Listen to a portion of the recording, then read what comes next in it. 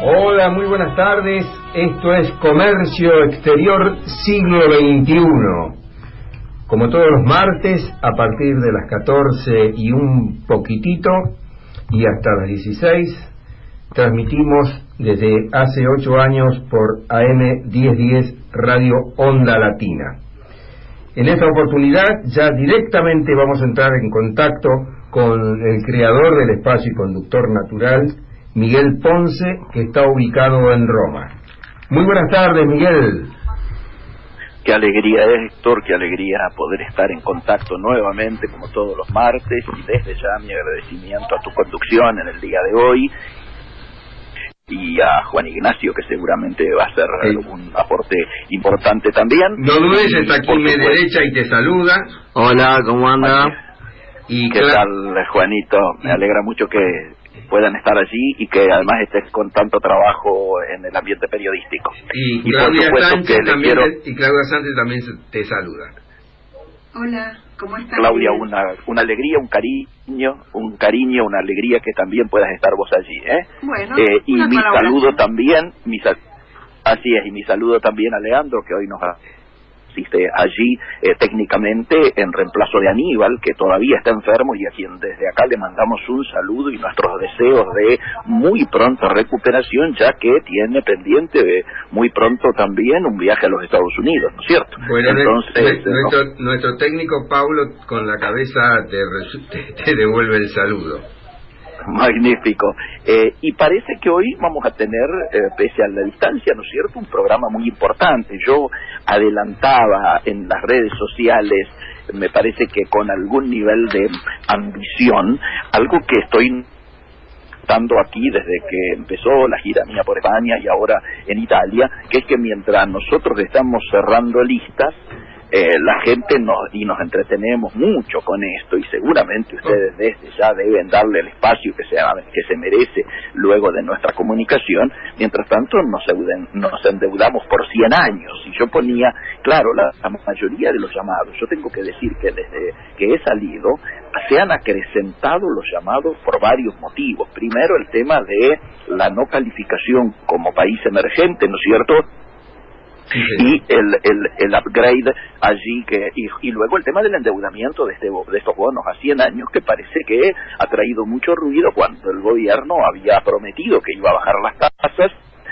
a largo plazo. Por lo tanto, salir a endeudarse a 100 años es, creo, otro de los errores políticos del actual Ejecutivo, que le ha dado un carne y pasto, ¿no es cierto?, a la oposición en momentos en los cuales estamos viviendo un tiempo electoral más que caliente, ¿no es cierto? Entonces, bueno, este es el tema, pero además creo que ustedes están pensando que las tapas de los diarios hoy queman, y por lo tanto da para hablar muchísimo, y luego en A Sus Marcas, además de que creo van a desarrollar todo este tema del Festival de la Publicidad de Cannes, ¿no es cierto?, que está reflejando los impresionantes cambios que se están produciendo en la industria de la publicidad. Van a contar hoy con aparentemente una figura sobresaliente de la publicidad, como es Marité Mabragaña, ¿no es cierto?, que además de todo es la inventora de la chocotorta, ¿no es cierto? Sí. Así que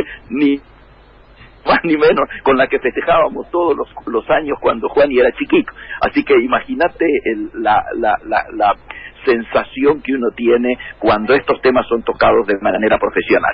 Pero yo quería, obviamente, centrar mi comentario en algo que tiene que ver, insisto, por un lado con mi viaje y por otro lado con el viaje del presidente de la Nación en el día de hoy a Chile.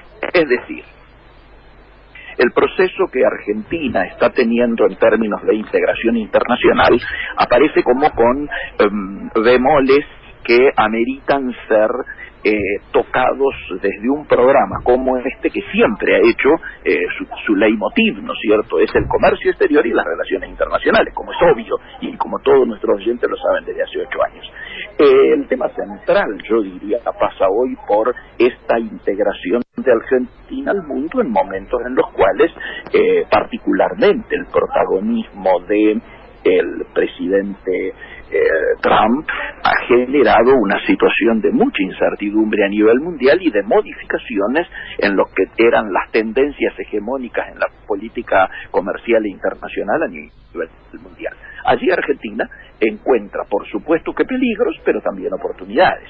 Una oportunidad, sin duda, es que ahora Europa tiene la certeza de que el acuerdo que iba a firmar y que estaba más avanzado que el que tenía con nosotros, que era con Estados Unidos, eso no se va a realizar, y por supuesto que desde Europa todos miran a Trump casi como el enemigo principal a nivel mundial, no solo porque se ha metido, ha tomado injerencia, por suerte con escasa certezas, ¿no es cierto?, porque apostó a lo peor de Francia, apostó a que otros países también se fueran, como ocurriera con el Brexit, ¿no es cierto?, retiró fondos para la defensa de Occidente en convenios que tenía con Europa desde hace tantos años, etcétera, etcétera, etcétera, y sobre todo lo más grosero ha sido el incumplimiento de los compromisos de la reunión de París de medio ambiente, donde prácticamente no solo se transforma el enemigo de Europa, sino en el enemigo de la humanidad, como muchos lo dicen, ¿no es cierto? En ese marco, la Unión Europea y todas las reuniones que hemos tenido y con la gente que hablamos aquí, sea ex embajadores argentinos, sea empresarios, sea gente de las universidades, sea gente de las cámaras, todo el mundo entiende que en estos momentos la posibilidad, la oportunidad de acordar entre Unión Europea y Mercosur es más que importante, y el triunfo de Macron en Francia, sumado a lo que ya analizamos y comentamos en nuestro programa de la visita de Angela Merkel a nuestro país, esa unión entre Francia y Alemania y esa decisión también se refleja lógicamente en lo que han sido mis charlas en Europa y seguramente ahora en Italia, en relación a la expectativa que hay de acelerar el acuerdo entre Unión Europea y Mercosur. Ahora, ¿qué es lo que está faltando? Porque siempre hay una excusa para que esto se demore. Hasta la semana pasada, hasta hace 15 días, el tema era Brasil, lo tocamos en el programa. Europa, obviamente, en el momento que llega Merkel a Argentina, visualiza que la crisis de Brasil era una crisis que impedía que los compromisos de poder avanzar y concretar los acuerdos regionales entre Europa y Latinoamérica, en este caso el sector que integra Mercosur, debían esperar a que la situación en Brasil se aclarase.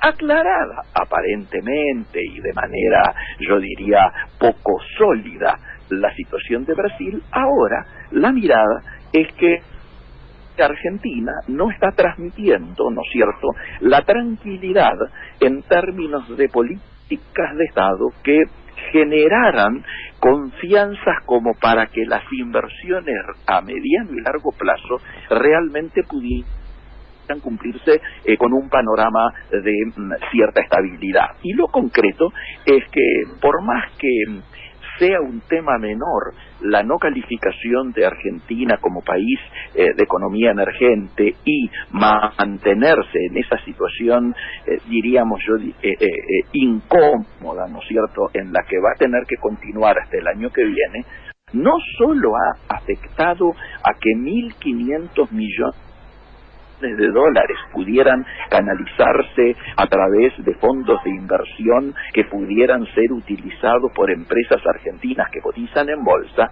sino que además ha transmitido una sensación de una cierta incertidumbre en términos a lo que puede ocurrir electoralmente. Y si bien yo no solo no adscribo al discurso hegemónico de Durán Barba, que le ha hecho decir a muchos representantes del Poder Ejecutivo que si las elecciones no salen bien la economía empeora, yo creo que paradójicamente a lo que hay que apostar es a saldar la brecha y la grieta lo antes posible, porque con la profundización de la grieta no hemos logrado solucionar ninguno de los problemas cruciales de Argentina, y por supuesto que nosotros necesitaríamos a esta altura poder escaparnos de la coyuntura electoral, cosa que por supuesto alguno va a pensar qué ingenuidad, pero digo, ponerse por arriba y tratar de elaborar acuerdos políticos, económicos y sociales como los que nosotros venimos reclamando desde antes que asuma el presidente Macri, y que hubiesen garantizado la existencia a esta altura de políticas de Estado que hubieran independizado la ejecución de esas políticas del resultado electoral de este año. Yo sé que para muchos esto es una utopía, pero esto es lo que, si se pensara con grandeza, tendría que haberse efectuado, y entonces sí, seguramente, no solo la calificación de Argentina hubiera sido otra y no tener que esperar el año que viene, sino las inversiones para Vaca Muerta y la lluvia de inversiones que se prometían, seguramente ya hubieran estado en un proceso de ejecución muy distinto a esta demora que estamos padeciendo y que por supuesto la termina pagando todo nuestro pueblo. Yo no sé si se entendió el concepto. No, claramente, y he tocado muchos tópicos que nosotros vamos a retomar, como la etapa de los diarios, el Festival de Cannes, la oportunidad que sigue ahí pendiente con la Unión Europea. Pero sí, está muy claro y ya un poco se está vislumbrando a través de las primeras declaraciones después del cierre de listas, ¿no? Que tiene un montón de motivos para comentar. Te cuento, Héctor, y le cuento a todos los oyentes que los motivos de los llamados de hoy, de hecho cortamos ahora nosotros a las 1:30 y yo ya tengo 3 llamados de radio sucesivos desde Argentina, tienen que ver con el cierre de listas, sí, por un lado, pero por otro lado por algo que yo insinué recién en la charla general, que es que el presidente de la Nación va a firmar con Chile un acuerdo internacional de suma importancia que tiende a facilitar el comercio exterior entre nuestros países, más que con Mercosur, con Argentina, con quien hay temas pendientes que esperemos en este encuentro con Bachelet, que ambos necesitan poder exhibir como exitoso, o sea, un tema a win-win que ganen los dos países, porque ambos presidentes viven circunstancias electorales de importancia. En este encuentro es muy posible que tengamos novedades digamos alentadoras en términos de lo que es el vínculo, y que nosotros tenemos que cuidar muy bien. Todos nuestros oyentes saben, y lo repetimos, cuando se han levantado muchas quejas por los argentinos que viajaban todos los fines de semana a hacer compras, etcétera, y demás, yo sin embargo levantaba la banderita de decir cuidemos a Chile. ¿Por qué? Porque con Chile lo que obtenemos en términos constantes y sonantes desde hace mucho tiempo es el mayor superávit comercial, que hasta el anteaño pasado superaba apenas los 1.000 millones, y a partir del año pasado, con la gestión del Pilo Bordón como embajador, pasó a 1.500 millones de dólares, hecho que sin duda coloca a Chile a la cabeza de los países que deben ser cuidados, porque es con los que obtenemos mayor superávit comercial. Paradójicamente, con el que tenemos más déficit, obviamente ahora es con nuestro hermano mayor Brasil, sí, y inmediatamente después con China. Todos hechos que han quedado confirmados con los últimos números de comercio exterior que se han conocido, donde, señores, llevamos ya a partir de este tiempo 5 meses seguidos con déficit comercial en nuestra balanza externa. Nosotros decimos, por suerte lo habíamos adelantado, Héctor, vos recordarás, sí, que teníamos que desdramatizar esta situación y prepararnos para tener un tiempo respetable, para algunos largo, de déficit comercial. ¿Por qué? Porque lo explicábamos técnicamente. Por cada punto de crecimiento hay 3 puntos de crecimiento de las importaciones. Por cada punto de crecimiento de PBI, o sea, de nivel de actividad, hay un aumento de las importaciones de 3 puntos, porque nuestra balanza comercial, pero fundamentalmente nuestras importaciones tienen esencialmente un perfil productivo. Por lo tanto, si mejora la producción, si hay algunas reactivaciones como se están notando ya en algunos sectores, esto implica mayor necesidad de insumos. Por lo tanto, no hay que dramatizar tanto. De donde sí hay que preocuparse es que nuestras exportaciones no reaccionan. Y no me parece casual que en el día de hoy el ministro de la Producción, Cabrera, en uno de los diarios importantes, publicara un artículo de su autoría diciendo: el futuro está en las pymes. ¿Por qué? Porque paradójicamente en las exportaciones, que como decimos eso es lo que más nos preocupa ¿por qué? Porque se han ido primarizando de manera gradual pero sostenida y se han ido concentrando. Cuando decimos se han ido primarizando, decimos es más materia prima que está saliendo sin valor agregado, y como sabemos, ese valor agregado hegemónicamente los aportan nuestras pymes industriales, o sea, las manufacturas de origen industrial, mayoritariamente con destino Brasil, son las que han caído, y por lo tanto, así como China nos compraba antes aceite de soja, hoy China nos compra poroto de soja y hacen ellos el aceite. Eso es primarización y eso es lo que hay que alterar. Si las exportaciones, particularmente las MOI, las manufacturas de origen industrial, reaccionan, obviamente el déficit de nuestra balanza comercial se va a achicar y puede pasar a ser superavitaria en la medida en que pongamos en marcha la agenda de la competitividad, mucha de cuya responsabilidad de que no esté en marcha aún, como todos venimos exigiendo, la tiene precisamente el área del autor de la nota de hoy. Así que nos parece muy importante este reconocimiento, y desde ahí que queríamos hacer mención a esta temática, ¿no es cierto? En el marco de esto que venimos diciendo, vamos a esperar las resoluciones que hayan adoptado ambos presidentes, digo Bachelet y Macri, en un momento, insisto, en el cual ambos necesitan dar buenas noticias. Entonces, no me parece casual este viaje en este momento. Por supuesto que los otros llamados a que hacía referencia Héctor se han referido al cierre de las listas, y en particular al cierre de las listas del oficialismo, donde yo he tenido públicamente un debate con el presidente del Comité Nacional, que quiso hacernos creer que ha sido todo un éxito y salió ayer a festejar, y muchos hemos salido a cruzarlo sin siquiera recordar las situaciones que se viven en provincia de Buenos Aires, en Córdoba, en Capital Federal, en la Ciudad Autónoma de Buenos Aires, en Santa Fe, etcétera, etcétera, etcétera. En todos los distritos importantes del país el radicalismo ha retrocedido, y el señor presidente del Comité Nacional sale a festejar. Es una cosa, yo digo, que parece que nos está tomando el pelo.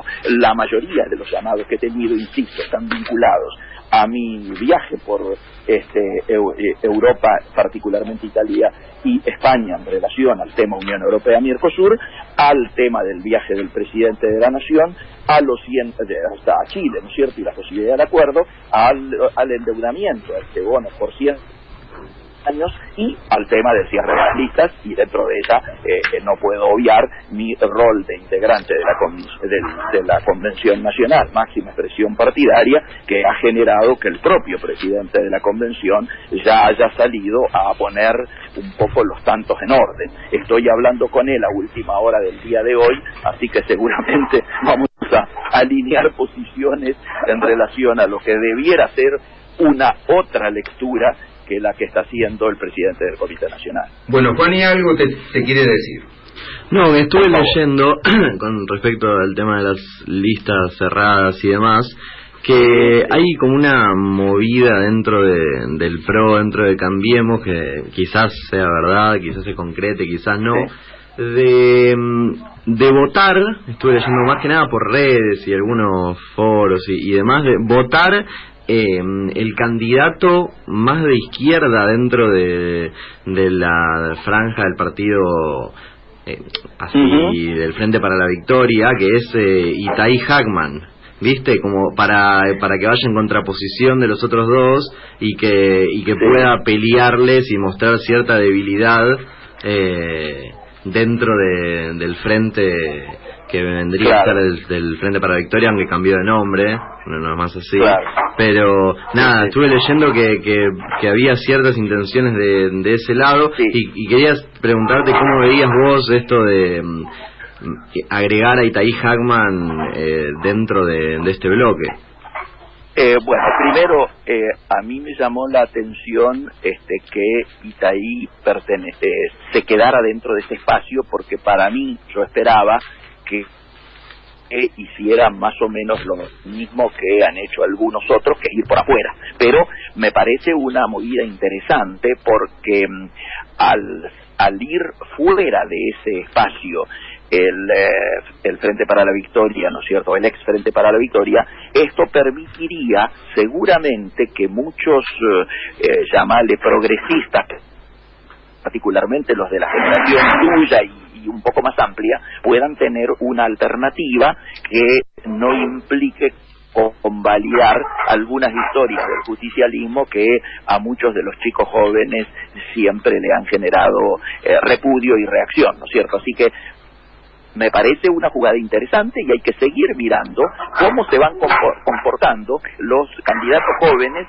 los nuevos candidatos, porque bueno, Itaí es de la misma generación que Martín Lustó y que algunos otros, y entonces es muy posible que estemos asistiendo a la consolidación de una renovación, ¿no es cierto?, en la política argentina, que me parece muy interesante y que hay que seguir. Que tanto se viene haciendo esperar, ¿no? Y ya que lo mencionaste a Lustó, ¿qué previsiones tenés con respecto a la campaña? ¿Cómo le irá a Lustó?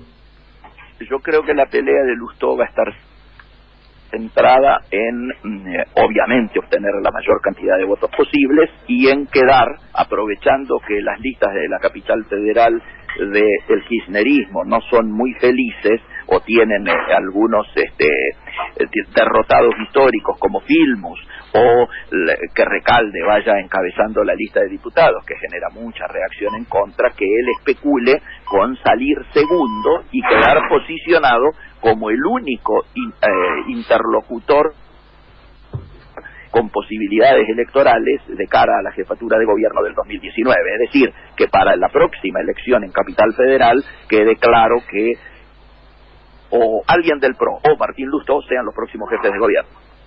Totalmente. Miguel, si te parece, Miguel, si te parece, podríamos repasar un poco la columna que mencionaste del ministro de Producción, Francisco Cabrera, Pancho Cabrera, cuyo título... Sí, señor, un minuto, porque yo ya tengo comprometidas 2 salidas en otras radios, así que bueno, de gente que me quería contar, así que me gustaría sí completar lo de Cabrera. Un pantanazo. Me gustó mucho el comienzo, porque dice que hay revoluciones que ocurren sin avisar o sin que les prestemos atención, y cita el 2 de agosto de 1999 cuando Marcos Galperín fundó Mercado Libre, que es uno de los 50 sitios más visitados del mundo y para muchos la empresa argentina más valiosa de la historia. Y en cuanto a las pymes, dice que ellos lideran una revolución que todos tenemos que apoyar. El 99% de las empresas argentinas son pymes, 99%, y generan el 70% de empleo formal, 70%. 4.100.000 personas todos los días van a trabajar en las 850.000 pymes que hay en el país. Y concluye que las pymes son el corazón del modelo productivo que comenzamos a construir en el 2015, y aprovecha para hablar de la ley PYME, que va a beneficiar a muchas pequeñas empresas, y dice que ya se inscribieron más de 300.000 pymes para acceder a los beneficios de la ley, ¿no? Esto tiene que ver con la ley de emprendedores, ¿no? Y demás. Sin duda. Son todos pasos que lógicamente hay que rescatar, pasos que van en la buena dirección, pero cuando uno está escuchando la opinión de las organizaciones que representan a las pymes, inclusive el sector pyme de la Unión Industrial Argentina, se denota cuánta ansiedad hay para que el resto de los pasos necesarios, el resto de las medidas necesarias sean adoptadas lo antes posible. Particularmente, hay 2 o 3 cuestiones que a las pymes le preocupan mucho. Uno es el mercado interno, ¿no es cierto?, que necesitamos urgente que se supere la falsa alternativa inversiones versus mercado interno, porque las pymes esencialmente nuestras viven del mercado interno primero y luego de la exportación. Segundo, bajar las tasas de interés lo antes posible. Yo adelanté más de un reportaje desde el domingo para acá, que esperamos que esta semana las tasas lleguen a niveles un poco más accesibles a la gente. Y tercero, que esto que el presidente de la Nación mencionó en relación a la industria del juicio pueda tener un ordenamiento que contemple fundamentalmente de manera diferencial a las pymes de las... Y por último, esto me parece que son... Sí. Claro, y por último, un dato de color en la columna de Cabrera, al cual se va a hacer referencia en minutos más cuando llegue el momento, Claudia, con las efemérides, que considera que el futuro del trabajo está en la revolución de las pymes, y es por eso que propusimos, dice, en la UNO, reconocerlas como un día internacional. Por primera vez, este 27 de junio es el Día de las Pymes en todo el mundo. Pero mira qué bien, me alegra mucho. Bueno, magnífico. Te liberamos para que puedas asumir sí, señor. Los otros sí, compromisos, señor. Y reitero mi agradecimiento y mis felicitaciones por cómo llevan adelante tu conducción, el apoyo de Juan y de Claudia allí, y esta vez Leandro reemplazando a Aníbal en los controles. Así que un gran cariño para todos ustedes. Seguimos viaje. Chao. Un abrazo. Abrazo. Bueno, en este panorama tal vez no hubo tiempo, y seguramente no dudo que Miguel Ponce va a estar totalmente de acuerdo en hacer una recordación a Jerónimo Venega, el Momo Venega, un sindicalista que peleó contra Kirchner y finalmente salió con Macri. Jerónimo el Momo Venegas, dirigente peronista y sindical, falleció anoche en Necochea, a los 75 años de edad. Padeció una larga enfermedad, y bueno, este fue el desenlace. Hay un detalle que a mí me llamó la atención y me pinta un poco de cuerpo entero cómo fue Memo Venegas en vida. El viernes pasado, el sindicalista recorrió las distintas oficinas del edificio de la UATRE, ¿no?, de la Unión Argentina de Trabajadores Rurales y Estibadores, ese edificio que está en la calle Reconquista, y fue a despedirse de los empleados. Ese mismo día viajó a Necochea el viernes pasado y se instaló en su casa asistido por un cuerpo médico de especialistas en cuidados ambulatorios y paliativos. Venegas venía ya con un cáncer de páncreas por el que había sido operado en 2 ocasiones el año pasado.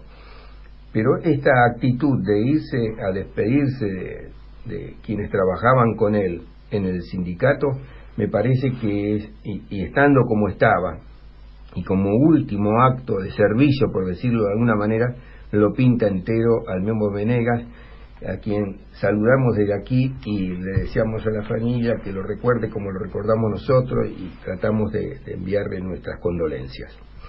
En eso estamos totalmente todos de acuerdo. Y ahora seguimos con el programa. Como de costumbre vamos a dar lectura a un repaso de las tapas de los diarios de hoy, un poco para saber dónde estamos parados, cómo vienen las cosas. Y esto tiene también que ver con lo que decía recién Miguel respecto del tono de las internas y demás. Para Clarín el título principal es Comienzo de la campaña electoral. El kirchnerismo dice que la corrupción es un invento de los medios. La Nación arrancó la campaña con un fuerte debate sobre la corrupción kirchnerista. Para Página 12 vamos a expresar los afectados y a los que van a ser afectados. Esto lo pone en boca de Jorge Cañana.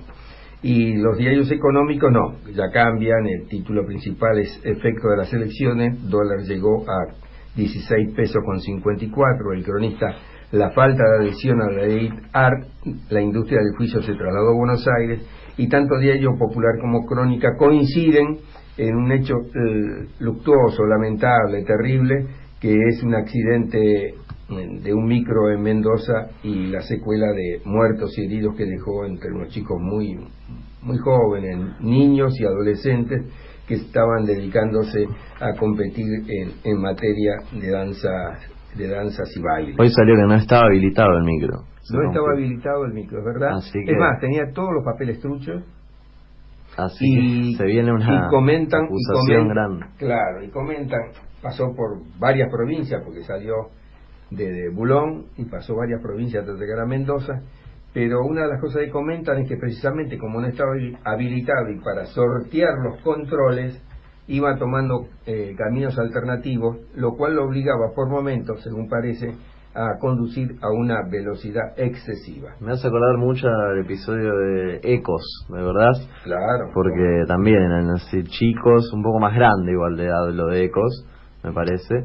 Pero, estaban en quinto año. Claro, por eso estaban en quinto año. Sí, yo tenía mi prima segunda que estaba a punto de viajar y por un tema con el novio y demás no viajó de casualidad. ¿Recordás la fecha? ¿Fue 2006 más o menos? La fecha, a ver si yo estaba... Sí, creo que era 2006, ¿no? Me parece que sí.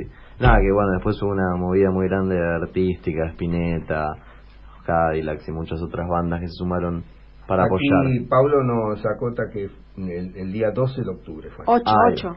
8 de octubre. Sí, pero fue muy trágico, terrible. Aparte era el colegio vecino al mío, porque Paideia, que es mi secundaria, y el Ecos son como el clásico, son los vecinos del barrio. Entonces fue una bomba muy fuerte cuando pasó esto, me acuerdo como si fuera hoy. Y no pasó nada.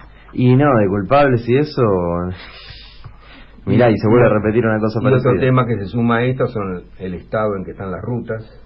También. ¿No? Que son un peligro. Sí, y no, lo que se acusaba mucho con respecto al Ecos es el tema de las no horas de sueño y los cambios de los choferes. Como llegaban a una punta y volvían a subir su micro a la otra y no había ningún descanso en el medio. Bueno, ahora vamos a otra parte del programa que tiene que ver con las efemérides, así que le vamos a pedir a Claudia que nos marque las que ella considera las más salientes en este ayer, hoy y mañana que hacemos nosotros en este bloque de efemérides. Bueno, junio parece que fue muy importante en la historia del radicalismo, en parte de él, ¿no? Si pensamos en ayer, que fue el 26 de junio, en 1891, en Buenos Aires se funda el partido político Unión Cívica Radical. Recordemos también, y creo que ya fue recordado por los medios ayer, que en el 2002 se produjo la masacre de Avellaneda. La policía asesina a los militantes sociales Darío Santillán y Maximiliano Costecchi. Creo que hubo una manifestación al respecto. Sí, no, además bloquearon todo el puente de acceso al centro, el puente Pueyrredón, ¿no? Que separa capital y provincia. Sí, como todos los años que rememoran este hecho. Vamos al día de hoy. El día de hoy, en 1942, seguimos con la Unión Cívica Radical, porque el presidente de la República, Roberto Marcelino Ortiz, renuncia asumiendo el conservador Ramón Castillo, que sería depuesto un año más tarde por la Revolución del 43.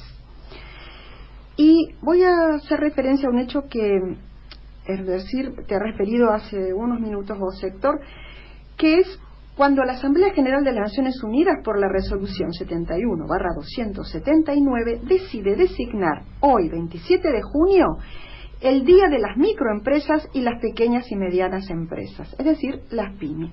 Esta, que cuenta con un número reducido de trabajadores, menos de 250 personas, y un moderado volumen de facturación, son la espina dorsal de la mayoría de las economías del mundo y desempeñan un papel fundamental en los países en desarrollo.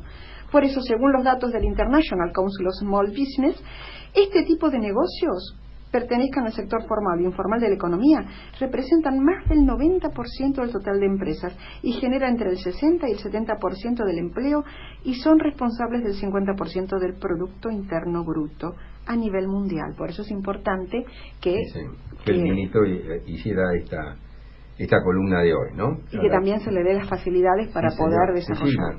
La ley que está en marcha, ¿no? Vamos a mañana, 28 de junio. Bueno, en 1914 se produce el atentado de Sarajevo, que desencadenará la Primera Guerra Mundial. ¿Y qué pasó? Y bueno, un anarquista llamado Gavrilo Princip asesina al archiduque Francisco Fernando y a su esposa Sofía Choptek. Y un hecho al que te vas a referir vos y lo vas a desarrollar, Héctor, es que en 1966, un día como el de mañana, 28 de junio, en Buenos Aires se produce la autodenominada Revolución Argentina, que derroca al presidente constitucional Arturo Umberto Illia. Sí, Claudia, muchas gracias. Yo, más que nada, revisando así un poco los papeles hoy, me detuve en uno que tiene que ver cómo se pronunció la Unión Cívica Radical el año pasado, cuando precisamente se cumplían 50 años del episodio. Y dice que Arturo Illia fue militante radical, médico y presidente de la República entre 1963 y 1966. Podría haber hecho una gran carrera médica, pero eligió a sus compatriotas olvidados. Fueron sus vecinos los que hicieron una suscripción para comprarle una casa, la única propiedad que tuvo en su vida. Aquí me detengo para dar una pincelada personal. Yo visité el frente de la casa del doctor Illia en Cruz del Eje.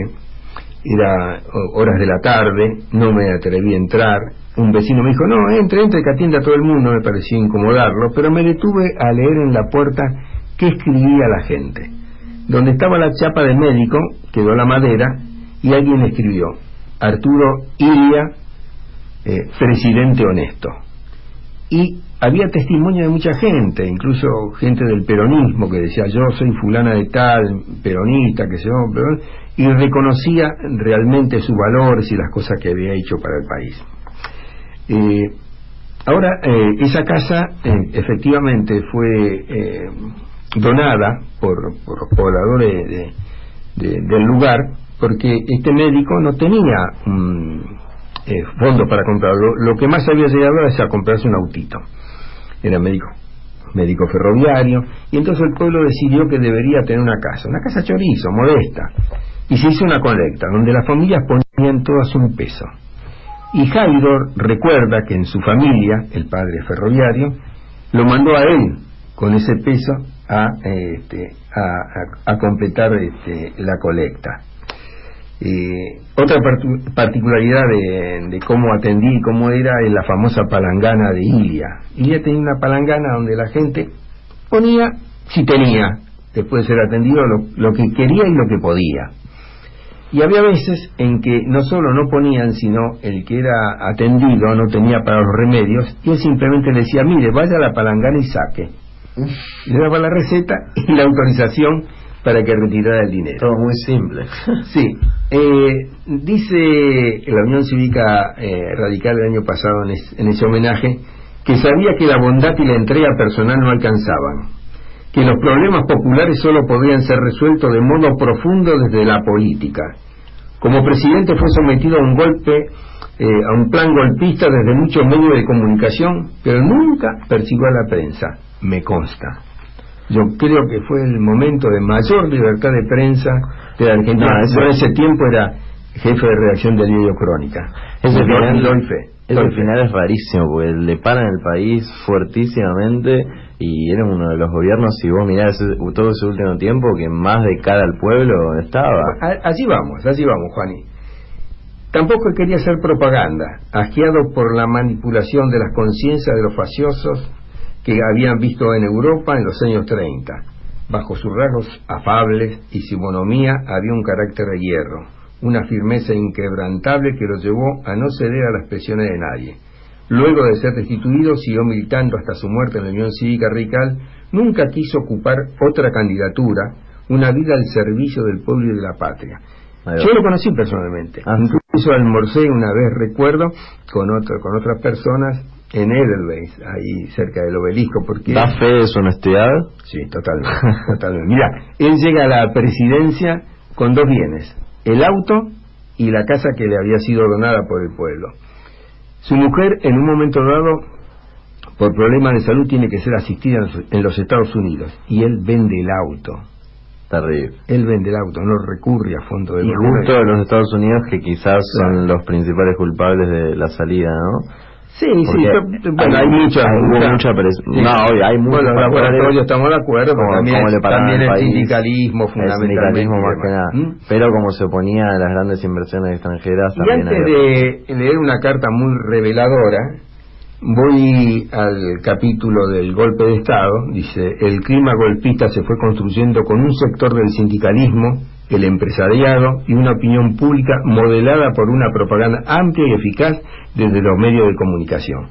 En esos tiempos, vos recordarás, o lo habrás visto, no recordarás porque no habías nacido. Recordar no, pero sí lo habrás visto. Era el símbolo que le habían adjudicado era la tortuga. Y después vamos a ver qué hacía esa tortuga. El 28 de junio de 1966, en una fría mañana de invierno, se produjo un golpe militar en medio de la indiferencia ciudadana. Al día siguiente asumió el general Juan Carlos Onganía. Así empezaba la violencia política que iba a ensangrentar la Argentina. Yo lo recuerdo muy bien porque en ese tiempo trabajaba, como decía, como jefe de redacción del diario Crónica, y en esa oportunidad, en la edición matutina del diario, hicimos 7 ediciones. Y sí, 9 para menos. 7 ediciones. Otro responsable ahí. Después hubo muchos que se arrepintieron. Políticos, periodistas, hubo muchos pedidos de disculpas. Otra persona de gran peso en esa caída, Bandor. Claro, sin duda, claro. Además de allí surge, de ese golpe de Estado, surgen las obras sociales, que fue el pago, ¿no? Hay una carta, la del coronel Luis Perlinger, que es muy reveladora porque la hizo público él. Y dice así: Buenos Aires, 19 de junio de 1982. Su Excelencia, Dr. Arturo Illia. En la presentación fechada en 1976, que repartí profusamente y de la cual me ocupé de enviarle un ejemplar, yo escribía: hace 10 años el ejército me ordenó que procediera a desalojar el despacho presidencial. Fue la persona que a punta de pistola desalojó a Illia.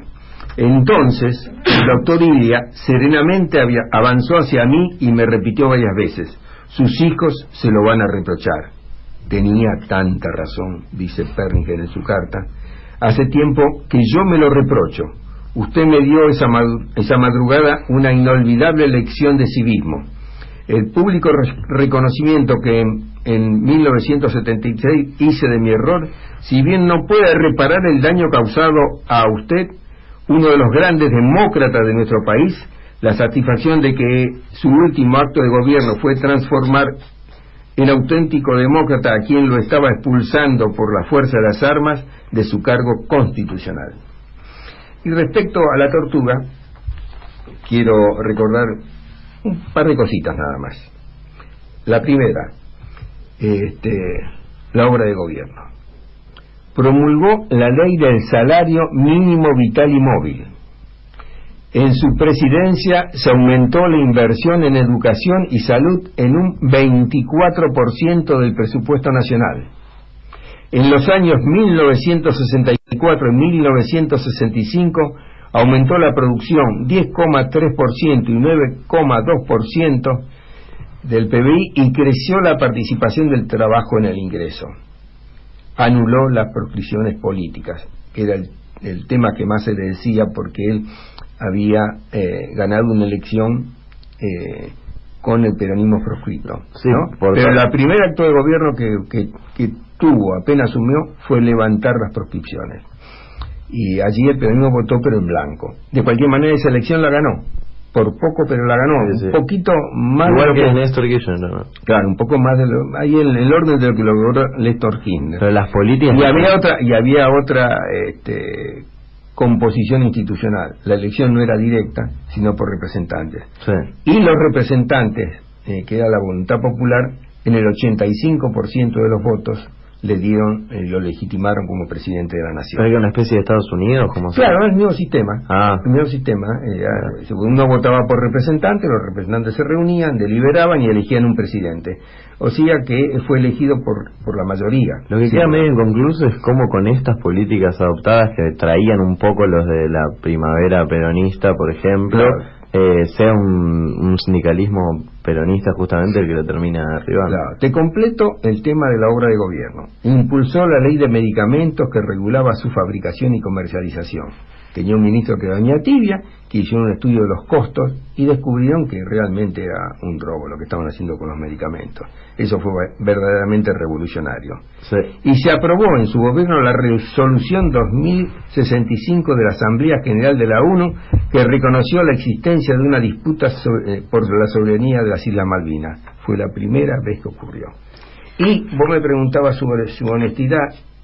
La empresa de opinión pública Jacobi y Asociados, en su último ranking sobre los más honestos según los argentinos, un ranking para que se votara por quienes se consideraban más honestos, el primer lugar lo ocupa Arturo Humberto Ilia. Y si vos con los bienes que mencionabas no quedan dudas, comparando con Otesul, por ejemplo, puede y ser. además el crecimiento del país, un crecimiento fenomenal. No, por eso, sí.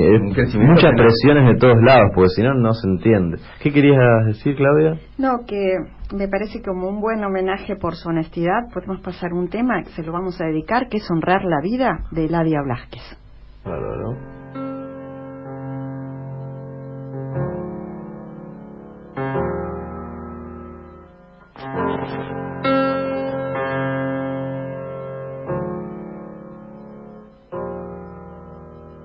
No, permanecer y transcurrir no es perdurar, no es existir, ni honrar la vida. Hay tantas maneras de no ser, tanta conciencia sin saber, adormecida. Merecer la vida no es callar y consentir tantas injusticias repetidas. Es una virtud, es dignidad y es la actitud de identidad más definida. Eso de durar y transcurrir no nos da derecho a presumir, porque no es lo mismo que vivir, honrar la vida.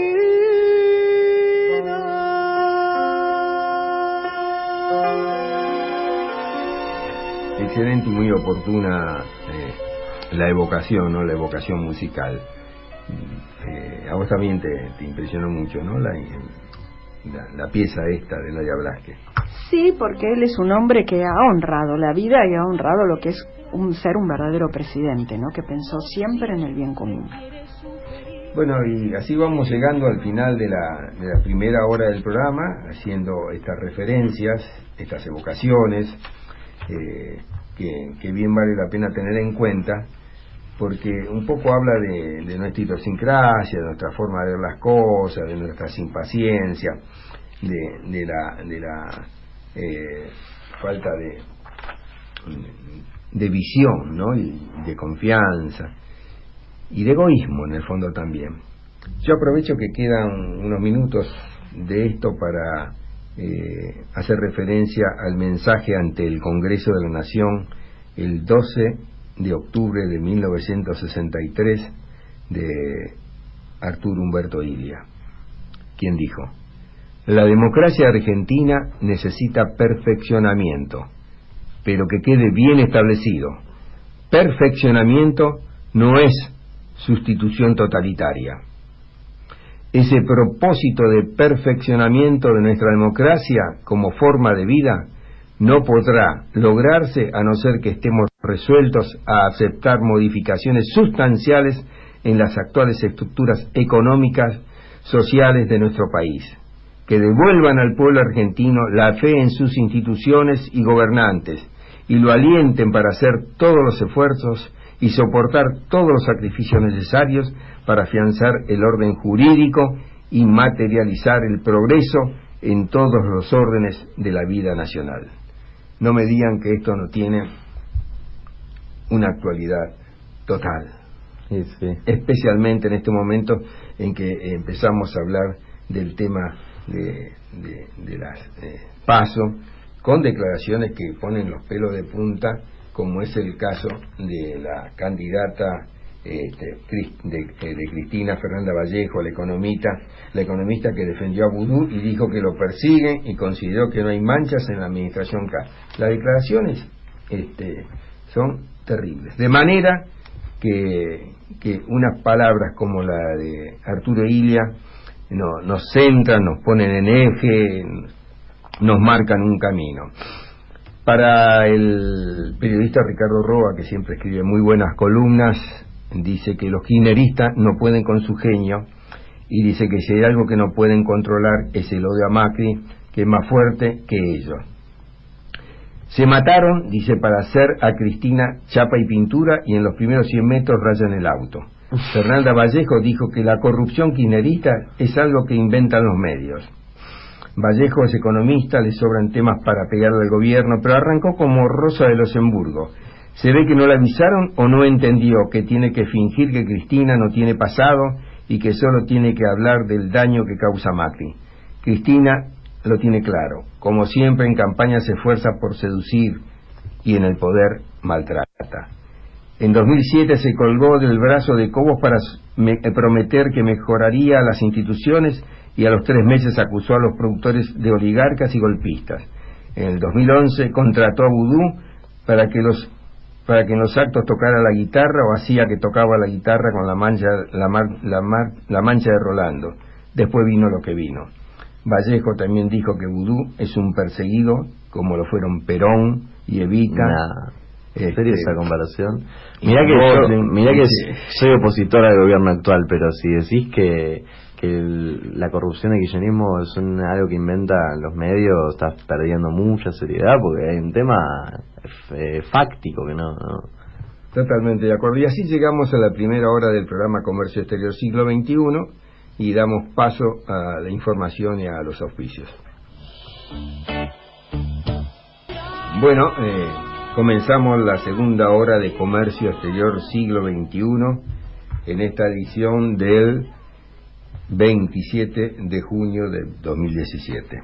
En la primera parte tuvimos el aporte, como siempre, de lo que yo digo, el editorial del programa, a cargo de su conductor natural y creador, el ingeniero Miguel Ponce, quien recorrió el aspecto económico de la situación actual, sobre todo en materia de la necesidad de acuerdos con la Unión Europea. Él está en Roma en este momento, de gira, haciendo presentaciones, hablando en instituciones docentes y organismos económicos sobre el tema precisamente.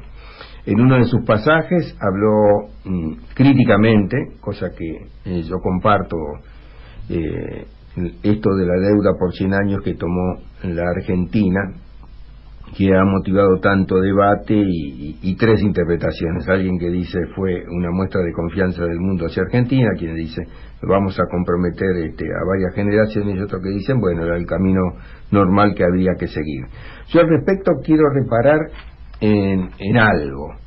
El problema de fondo no es la toma de deuda, sino qué se hace con la deuda. En este caso, la deuda va a servir para pagar el déficit fiscal, para los gastos corrientes, lo cual es un error, pero tal vez no haya otro camino. ¿Por qué? Porque el déficit fiscal es récord y hay que afrontar los gastos. Hay que pagar a los jubilados, hay que pagar a los pensionados, hay que pagar a los hospitales, hay que pagar la educación. ¿Y qué se hace en ese caso con un déficit fiscal como el que está? Primero, lo ideal sería lo que venimos pregonando desde antes de la asunción del gobierno de Macri, que es un acuerdo entre las fuerzas políticas, económicas y sociales para encontrar una salida. Y segundo, ver qué se hace con el déficit. Ahí quedan, en mi juicio, 3 caminos. Un ajuste gradual, que es el que dice que se está haciendo ahora. Un ajuste salvaje o duro, como fue el que hizo Duhalde en su momento, que elevó al 52% el nivel de pobreza en la Argentina. O buscar lo que ahora reclama un sector de la política, precisamente el masismo, que es afrontar el déficit fiscal a través del crecimiento, cosa que no se hace de un día para otro ni de la noche a la mañana, sino que requiere, entre otras cosas, inversiones, es decir, préstamos, pero no para el gasto corriente, no para pagar el déficit fiscal, sino para poder multiplicar esos ingresos, honrar las deudas y generar desarrollo que a todos nos beneficia. Respecto del monto del interés, quiero señalar que existen en el mundo básicamente un acuerdo de que hay 4 categorías. Los países recontra seguros, digamos, en ese caso ubicamos Estados Unidos, porque siempre devuelven los dólares que piden, o los renegocian, por otra parte son ellos los que fabrican los dólares, y para Estados Unidos la tasa es bajísima, 1,5%, 2%, en algunos casos apenita por arriba, no siempre. Luego hay otra categoría que se llama Investment Grade, y que paga el 4%, y ahí hay países como Uruguay y Chile, vecinos nuestros.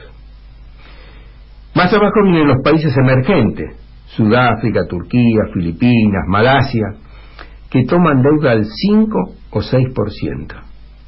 Y finalmente están los países llamados fronterizos, como Lituania, Kazajistán, Nigeria, Túnez, y ahí está la Argentina. Nosotros estamos en ese nivel de país fronterizo. Y venimos de pedidos como el de Kicillof, que firmó acuerdos por el 9% de interés, o de Kirchner, que tomaba créditos de Venezuela al 15%, mientras se gritaba que por la liberación y una serie de cosas que no guardaban relación con lo que se estaba pagando. Bueno, dentro de ese panorama hay que ubicar el contexto de esta deuda por 100 años, ¿verdad? Y ahora, en esta segunda hora, vamos a abordar los temas directamente que tienen que ver con la publicidad en el espacio de sus marcas. Y para eso, en esta oportunidad, hemos convocado a una mujer relevante, como dijo en el comienzo del programa Miguel Ponce, a Marité Mabragaña, que fue la primera jefa creativa de Ricardo de Luca Publicidad, por entonces una de las agencias más creativas.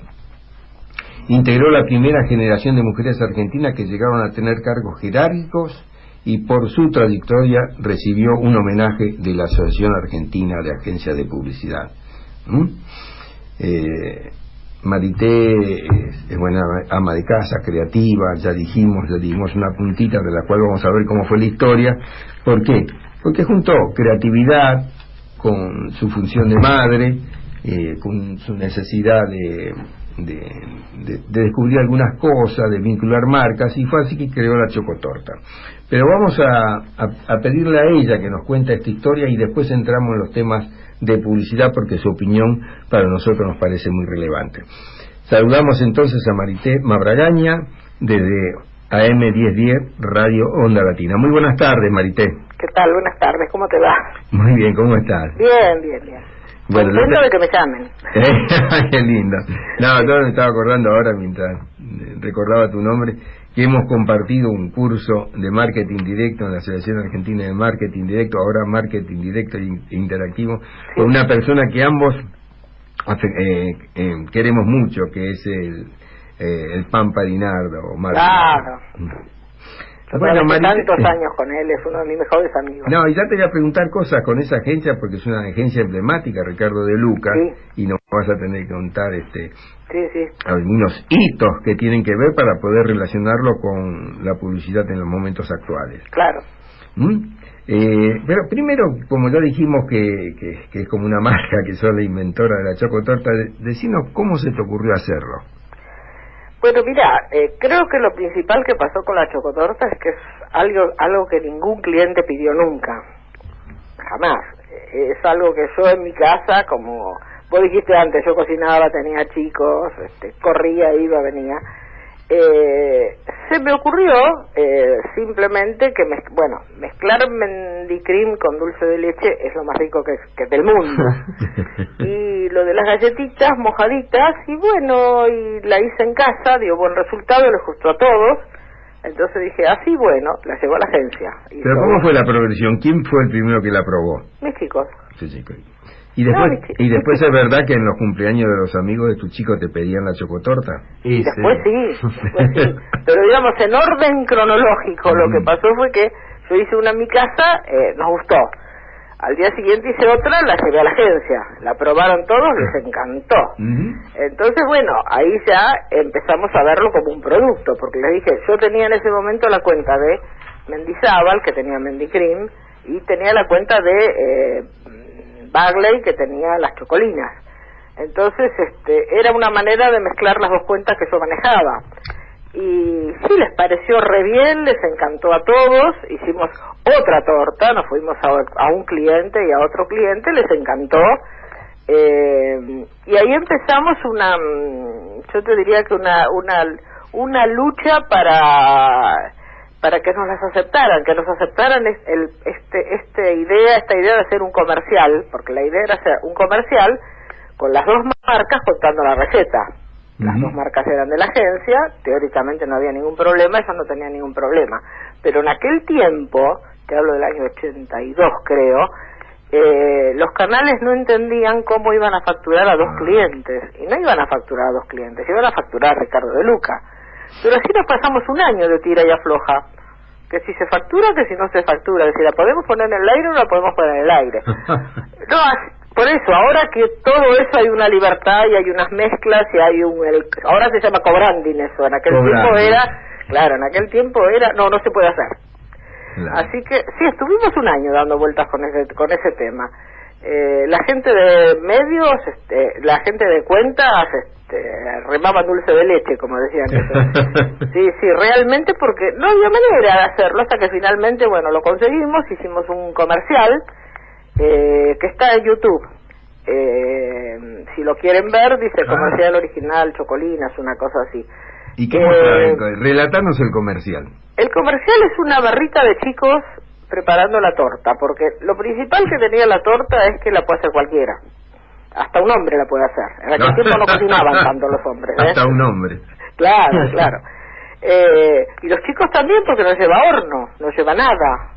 No lleva horno, no se pueden cortar, no pueden nada, y es facilísimo de hacer.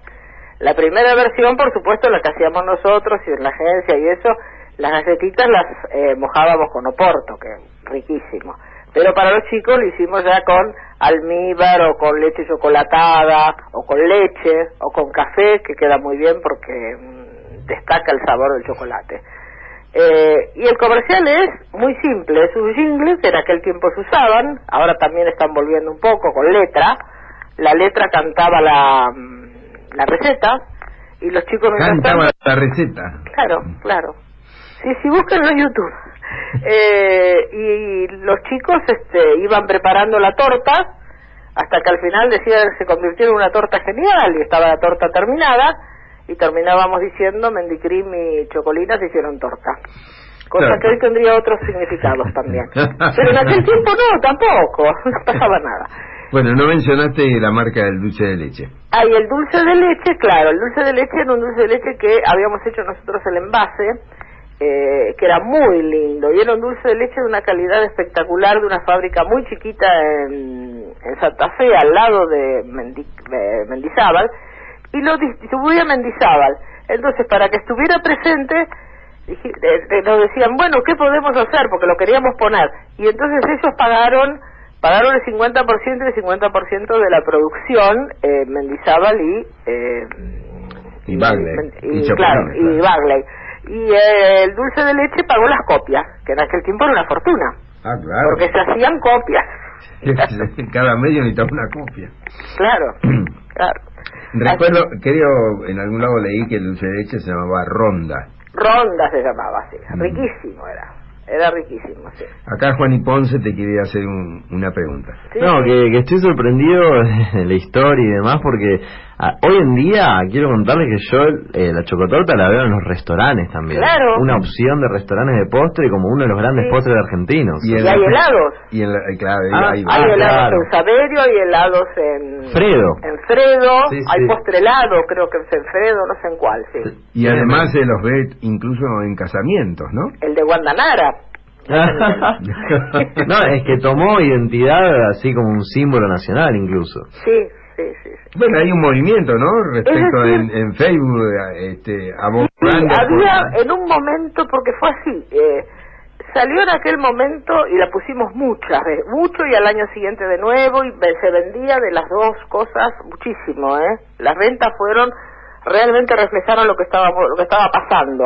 Y para mí era gracioso porque yo iba al supermercado y veía como la gente se llevaba las dos cosas, ¿no? Muy merecidamente, aparte. Y además la receta creo que estaba en el pote. Estaba en el pote, sí. Y estaba también en el pote y en el envase de las chocolinas, que donde todavía está, Todavía está. Creo que en el envase de las chocolinas de vez en cuando lo ponen, sí. Voy a una cuestión distinta.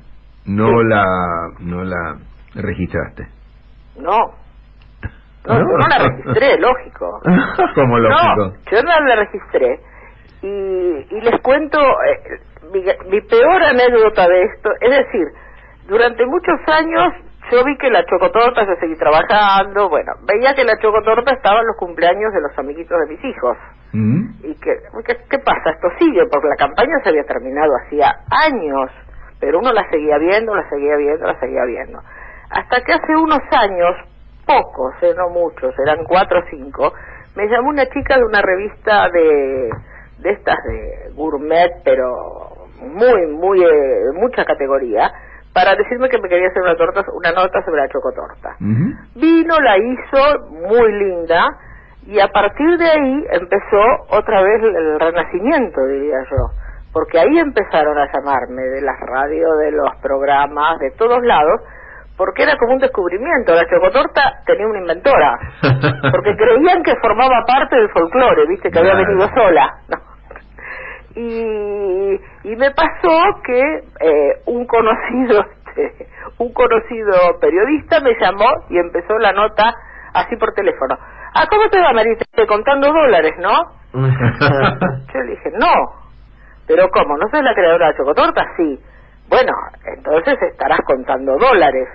Le dije, no, realmente no, porque la verdadera historia de cualquier producto, cuando uno es creativo en una agencia de publicidad, es que la creatividad es propiedad de la agencia, para eso te pagan un sueldo. Otros dicen que la creatividad es propiedad del anunciante. Claro, exacto. De la agencia, en el sentido, para nosotros, para los creativos, es de la agencia. Claro. Y la agencia se la tiene que transferir al anunciante. Claro. Esto fue registrado por Bagley y por Chocolinas. Ahora, las vueltas fue que Bagley la compró no sé quién, también Mendizábal la compró no sé quién, fue dando vueltas, todas las fusiones que hubo, y la verdad que ahora pensamos que la tiene porque alguien lo averiguó, pensamos que tiene el registro lo tiene Bagley, pero yo nunca cobré un céntimo de esto. Si hubiera cobrado, no estaría aquí hablando por teléfono, estaría en otro lado, indudablemente. Pero es así la creatividad, funciona así y es así. Bueno, hablando de creatividad, Sí. la agencia de Luca es histórica, ha marcado un hito en la industria de la publicidad en la Argentina. Sí. ¿Qué acciones recordás así como destacadas? Mirá, la agencia, cuando yo entré en el año 62, imagínense, ¿no? Yo entré en la época en que de Mad Men, y Mad Men no me gusta, eso entre paréntesis, pero yo entré en el año 62 de Luca, y en ese tiempo estaban Hugo Casares y Julio Pico. ¡Opa! Claro, ¡Epa! y de Luca. Yo trabajaba con Hugo. Trabajar con Hugo Casares es un lujo. Sí, señor. Fue realmente un lujo porque uno aprendía todos los días. Yo entré a la agencia con una ventaja, que es que había terminado publicidad de la Universidad del Salvador. Yo soy de la segunda promoción de publicidad. Nos recibimos 22, y cuando nos recibimos los 22 estábamos trabajando en la agencia. Todo una novedad, sí. Sí, no igual que ahora, porque realmente nos esperaban. Nuestros profesores eran, tuve el profesor a David Rato, a don Manuel Alba, que fue el dueño de Canal 9, a gente muy grosa, que todos querían darnos clases. Fue maravilloso, El Salvador fue maravilloso en esa época. Hablas de 22 egresados y hoy en día la matrícula debe estar en el orden de los 10.000 estudiantes. Sí. ¿Y cuántos de ellos trabajan en agencias de publicidad? Claro, después es la pregunta, ¿no? Ese es otro tema. Claro, ese es otro tema. Nosotros los 22 ya en primero o segundo año estábamos trabajando. Yo al terminar el primer año entré en De Luca. Porque el hermano de Ricardo De Luca, Vicente De Luca, que era un capo, era el jefe de redacción, como se hacía entonces, me llevó a la agencia. Y yo empecé a trabajar. Y la gran diferencia con la otra gente, me decían, es que a mí el primer día me pidieron una gacetilla para una crema de afeitar de Gillette, que tenía un desinfectante, y yo no pregunté qué era una gacetilla, ni me tuvieron que dar un ejemplo, yo sabía qué era. La hice y se publicó. Es decir, los que estudiábamos íbamos con una preparación y estaban acostumbrados, al menos sabíamos de qué se trataba. Y la gente estaba acostumbrada a que los que entraban a la agencia de publicidad entraban de cadetes y se iban haciendo de a poco. Es así. Sí, sí. O sea que ya el estudiar en El Salvador marcó una etapa muy importante en realidad, muy, muy importante. Y bueno, y yo en esa época con Hugo Casares, viví cosas como que De Luca fue la primera agencia que puso un comercial de 5 segundos en el aire. Gran problema en los medios. Tengo entendido que nadie sabía cómo facturarlo, no querían tomarlo, porque decía como 5 segundos, y además creo que fue Romay el primero que lo aceptó. Debe haber sido. Creo que fue el primero que lo aceptó, y ahí, ¿recordás qué decía la frase? Sí, señor, ¿tiene hoja Gillette para mañana? Tan una simple, chica con una hoja en la mano, nada más.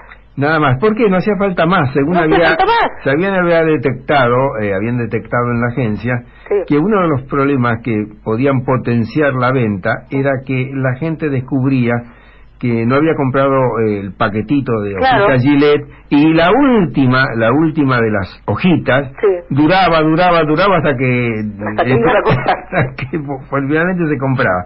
Y eso era un recordatorio. Era un recordatorio. Pero se hizo años después. Eso fue un invento de De Luca, diría, que aquí no se había hecho nunca. Y hablando de De Luca también, había vos mencionaste a Mendizábal, el Mendicrín, mencionaste a Pico, y me sale ñoquis del 29. ¿Cuál es la historia?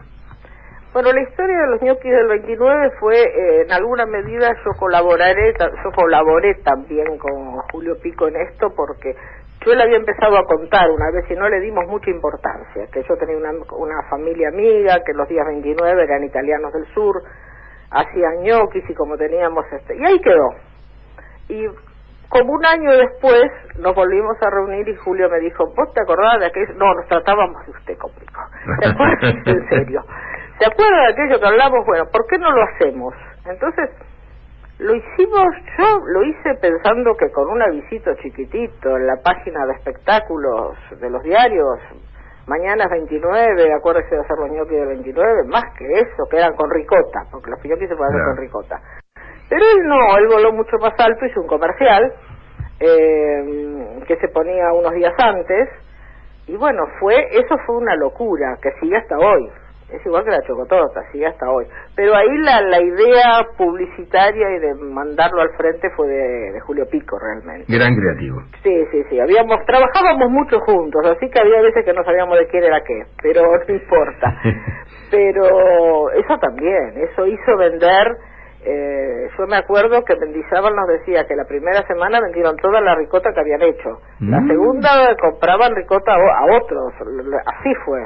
Fue una locura lo de los ñoquis, y se sigue haciendo hasta hoy. Sí. Y las casas de pasta abren el lunes y es 29. Exacto, es verdad, me consta. Sí. Bueno, hay una persona que yo me hubiese gustado conocer, que es Ricardo De Luca. Sí. Contame algo. Mira, Ricardo era una persona querible y temible, las dos cosas. Para mí fue muy querible, porque yo entré a los 18 años a la agencia. O sea que yo era nada, así que cuando lo conocí a mí ni me asustaba ni nada. Los demás, no, porque hay que ver Ricardo, no, para mí no fue nunca así. Era muy exigente consigo mismo también, muy exigente con la creatividad, muy exigente con todo. Un ejemplo, cuando se pusieron de moda por aquel comercial en un ascensor de Bailip, eso de los jeans y las colas, Ajá. nos prohibió hacer comerciales que tuvieran colas. Eso era una vergüenza. Nosotros no podíamos hacer un comercial donde ese... ¿Año? No. ¿Año 62, 63, 64? No sé qué año sería, la verdad que no tengo idea. Lo mismo que él no aceptaba la publicidad comparativa, que en todas partes del mundo se hace. Sí. Esto sirve para esto sirve para aquello, mira qué blanca quedó, qué sucia quedó el agua lavada con este jabón, bueno. Pero aquí se puede hacer publicidad comparativa, pero sin mencionar la marca rival. Yo recuerdo el gran duelo Coca-Cola-Pepsi, claro. ¿no? Y uno ve publicidad en Estados Unidos y sí, se puede mencionar, y el famoso enfrentamiento entre las dos gaseosas es memorable. No, a él le parecía que eso no era ético, no se hace. Era muy exigente. Los creativos siempre sabíamos que había que presentarle todo a él. Toda la creatividad se le presentaba a él. No había nada que saliera sin que él lo viera.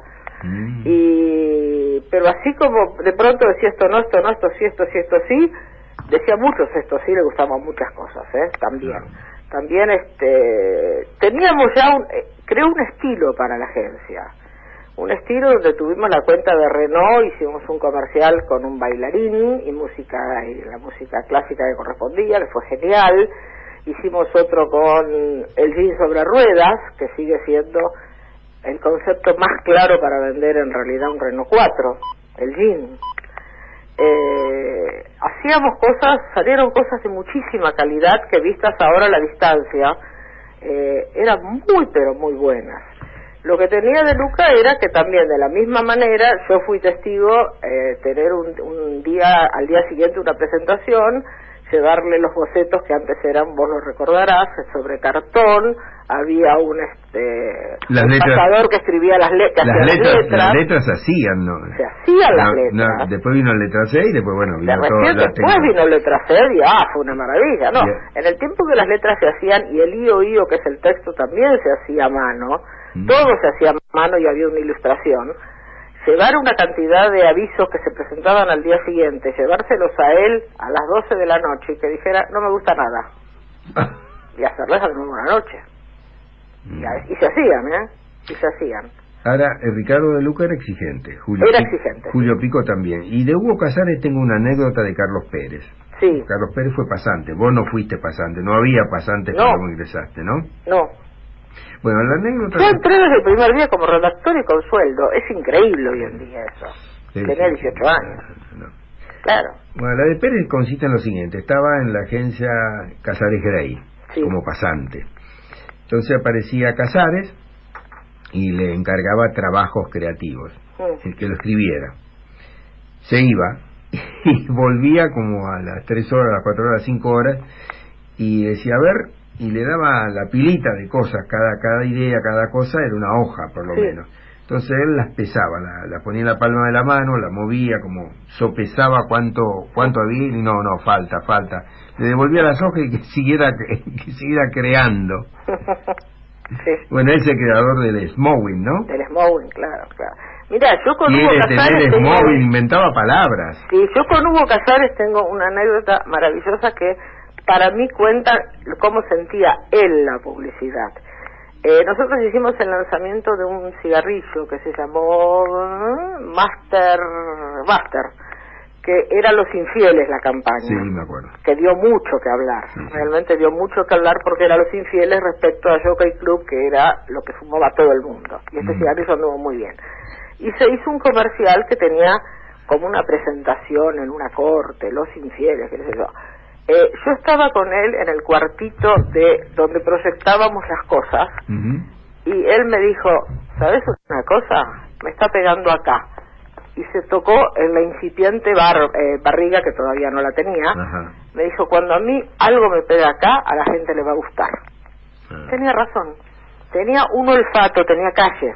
No, y aparte un autor de letras, era un poeta, una persona culta. Muy amigo de David Rato, con quien tuvo sociedad en una especie de restaurante. En un pub, sí, en Cinco Esquinas. En las Cinco Esquinas, que se fundieron, porque como iban toda la gente que los conocía y no le cobraban a nadie, terminó siendo como un negocio ruinoso. Sí. Pero eran muy amigos, pero nunca trabajaron juntos. Nunca. No. Y yo tampoco trabajé nunca con Rato, y siempre le decía, sos mi asignatura pendiente. Y bueno, yo estaba del otro lado. Claro. Yo en realidad trabajé 20 y pico años, pero largos en De Luca, ¿no?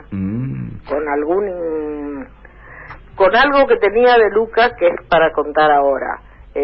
Yo cuando nació mi hija, yo ya llevaba como 6, 7 años en la agencia, me casé con Fursi, que era director de arte en la agencia también. Claro. Después estuvimos en equipo muchos años. Nosotros trabajamos como matrimonio en equipo, que nos miraban como bichos raros. Lo más bien. Cuando nació mi hija yo me fui porque era muy chiquita, era un lío, qué sé yo, y estuve 7 años sin trabajar adentro de una agencia, pero con una recomendación de Luca, que era: cuando vos tengas ganas o tengas tiempo, venite, porque podés hacer algo, podés trabajar mediodía. Y tal cual, cuando mi hija empezó a ir al jardín de infantes, fui un día a visitarlo a él, a tomar un té, y me dijo: ¿no querés empezar a trabajar mediodía o 3 veces por semana? Y empecé. Porque, dice, él decía siempre, la gente tiene que volver. Era la única agencia que aceptaba que la gente volviera, si se había ido. Claro. Y él siempre, volvé, quedate, trabajé mediodía, después después empecé a trabajar todo el día. Y después, bueno, como dijiste antes, fui la primera directora creativa mujer, que no fue fácil. Que no fue fácil, pues se había ido un director creativo del que yo era redactora, y la agencia me mandaba sin decir nada, viste, bien calladito, me mandaba al cliente y todo. Hasta que pasaron muchos meses y yo me dije: escúchenme, yo estoy yendo al cliente, estoy haciendo pero no tengo el sueldo del director creativo. Pero ¿cómo una mujer va a ir al cliente? Pues si ya estoy yendo. Les parecía mentira que una mujer fuera al cliente. Bueno, ahora hay directoras generales creativas, pero pocas. Sí. Pocas. Sí. Ya hay agencias que son exclusivamente de mujeres, que toman productos para mujeres. Sí. No me gustaría, antes, claro. Sí, la contracara. Mira, acá Claudia Sánchez, que te está escuchando con mucha atención, le quedó un tema que te quería preguntar, que vos lo dijiste al pasar. Sí. Hola, Marité. Sí. Bueno, ya que estás haciendo un raconto, ¿no?, de cómo era la época del 60 de la publicidad. Sí. Vos acotaste como al margen, entre paréntesis, dijiste que no te gustaba Mad Men, esa serie tan exitosa. ¿Es porque desvirtúa la imagen del verdadero publicitario? Para mí es la imagen del publicitario, será la imagen del publicitario de Madison Avenue. Aquí yo no conocí publicitarios, sí que tomaran whisky, sí, eso sí, que se fumara a lo bestia también, porque eso también, pero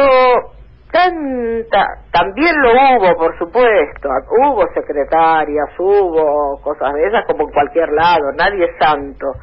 Pero lo que pasa es que la serie lo que más cuenta es eso. Sí. No cuenta el trabajo de la creatividad, el trabajo de la gente de cuentas. Hubo una serie que duró muy pocos capítulos y no me acuerdo cómo se llama, que eran 2 muchachos que formaban un equipo creativo y no daban pie con bola dentro de la agencia y se iban a caminar, se iban a un parque. Esa serie era perfecta en ese sentido. Yo Mad Men lo que le veo es que cuenta la parte externa. La agencia es muy parecida a lo que era De Luca, en realidad, con mucha madera, mucho vidrio. Sí, muestra algunas campañas que yo vi un poco, ¿no? Claro, no profundiza, generalmente es como que aparece la vida disipada de a mí me choca eso, que es una vida disipada. Yo no la viví, probablemente yo no estuve en la agencia donde esas cosas pasaban también, ¿no? Pero pasaban, por supuesto que pasaban, nadie era santo. Pero sí, cuentan campañas cuando cuentan la de la chica que pasa a ser redactora con los lápices de labios. Sí, eso es muy lindo además, eso es muy lindo. Sí. Porque además es una secretaria a la que le encuentran que es creativa, que tiene ideas y se las escuchan. Sí. Eso es muy lindo, Y esas cosas pasaban también, claro que sí. Supe que la campaña de L'Oréal, que tiene 3 variantes, pero siempre en el fondo es la misma esencia, fue creada por una pasante cuando discutían en la agencia, y el tema dominante era ¿por qué van a pagar más por un producto de L'Oréal? Claro. ¿No? Y discurrían allí sobre qué podía ser el tema, hasta que una pasante que estaba en el fondo de la sala dijo la frase clave: porque yo lo valgo. Claro. ¿No? Claro. Y después, bueno, les mostraron variantes, pero el concepto sigue siendo el mismo. Sí. Esto es buenísimo. Bueno, y de aquella publicidad dorada, como digo yo, a la actual, ¿y qué nos puedes decir? Mira, no quiero, es decir, yo estoy ya retirada, jubilada, haciendo frilos de vez en cuando, freelance se dice. El frilo. O sea, trabajando cuando alguien me llama para hacer algo, por supuesto que sí, pero no estoy dentro de una agencia, no conozco cómo son las cosas. Pero ve los avisos. Los anuncios, como sea la forma correcta de expresar. Veo lo que se ve en televisión. Sí. Muchas cosas reconozco que no las entiendo. En un tiempo hubo gente que me decía, este no es tu target. Por supuesto que yo no soy el target para la mayoría de las cosas. Por supuesto. Pero hay muchas cosas que no las entiendo demasiado. No entiendo esas enormes superproducciones para un vino, donde no se dice nada que tenga que ver con el vino. No entiendo eso, sobre todo la fiesta permanente, que no tiene concepto para el producto. No veo que haya cosas con concepto, muy pocas, realmente muy pocas. Bueno, eso tiene que ver también, cuando te dicen no sos el target, tiene que ver con la fragmentación, que cada vez es mayor. Claro, por supuesto. Bueno, ahora ganó un premio en Cannes. Sí, pero Héctor, debo reconocer que no lo vi. Bueno, pero fíjate vos, yo te cuento que no sé cómo... el cliente es Banco Santander. Sí. Y hace un corto, digamos, dura 18 minutos, se ve en los cines, está en internet y demás, digo, de muy buena calidad. Sí, claro. De muy buena calidad. Y daría la impresión de que las cosas pasan por otro lado, ¿no? Sí, lo tengo que ver, sí. Vos sabés que ahora Cannes acaba de finalizar el sábado pasado y Advertising Age se hizo una pregunta, que es: ¿Cannes importa? Estamos hablando del festival más importante de la industria de la publicidad. Sí. Lo primero que me dije yo, el que más le importa es a los propietarios, ¿no? Claro. Que es Agental, una sociedad anónima global de medios de comunicación que cotiza en bolsa, como se acostumbra ahora, en este caso la Bolsa de Londres. Claro. Y esta empresa informa y conecta a profesionales de negocios en más de 150 países, fíjate, exposiciones, festivales, líderes en el mercado, servicios de información, una variedad de industria, moda y creatividad, venta al por menor, publicidad, como dijimos, la construcción, la tecnología, la educación, el comercio electrónico. Bueno, esta gente quiere, lógicamente, defender su negocio, ¿no? Sí. Esta es la 70 edición del festival, que fue cambiando de dueño con el correr del tiempo, que es considerado el más importante del mundo, pero lo que se advierte es que está sufriendo importante transformación. Lo que sí sigue convocando mucha gente, se habla de 9.000 participantes, de un festival muy caro. Y fíjate que el año pasado Dentsu mandó 350 personas de su agencia. Dentsu es la agencia japonesa que individualmente vendría a ser la más grande del mundo. Que atiende simultáneamente a varias cuentas de autos, cosa que acá sería imposible. No sé cómo ellos lo logran, que seguramente son secretos de confiabilidad, lo mantienen a... Sí, o distintas filiales harán distintas, Bueno, nosotros nos vamos a ir refiriendo más adelante también a Cannes, pero no queremos abusar de tu gentileza, de tu entrega. Al contrario. te agradecemos enormemente tu participación, nos recordaste cosas que queríamos, hicimos como una cabalgata de una etapa dorada de la publicidad argentina. Sí.